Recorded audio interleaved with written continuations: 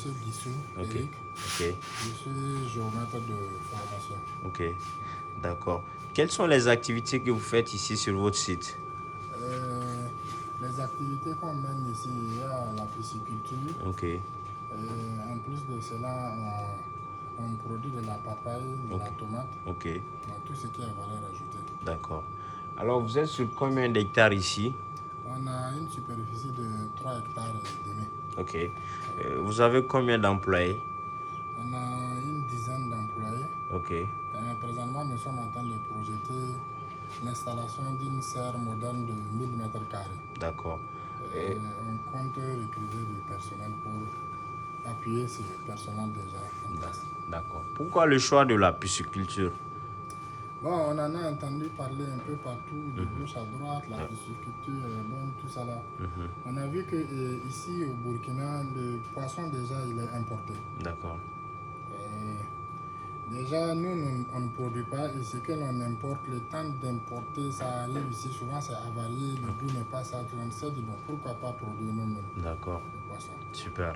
Alors, depuis, vous avez commencé l'installation de vos bacs, ça fait combien de mois? Et puis, comment ça se passe, la gestion? Quelles sont les difficultés que vous avez rencontrées déjà? Voilà.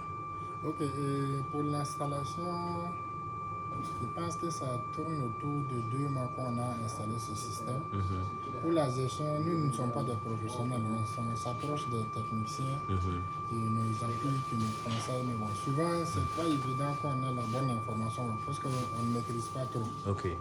Les difficultés qu'on a présentement, c'est la filtration de l'eau. Ok. Il faut vider l'eau chaque 2 jours, c'est un peu compliqué. D'accord. Ok. Mais on est en train de voir pour mettre un système en place pour pouvoir pallier à ce problème-là. Ok. C'est quel système vous voulez mettre en place exactement pour pallier à ce problème? Nos abonnés veulent savoir exactement. On veut mettre un système en circuit fermé. Ok. Pour mieux oxygéner l'eau et mieux filtrer afin d'économiser l'eau également. D'accord. Merci beaucoup pour ces informations-là. Alors, quels sont un conseil pour les aspirants entrepreneurs piscicoles dans les jours à venir? Quels sont les conseils que vous pouvez donner en tant que voilà, quelqu'un qui est déjà dans le domaine? Voilà. Bon, j'encourage vraiment mes frères à se lancer dans le domaine piscicole parce que bon, ça ne demande pas de gros moyens pour faire la production en poisson.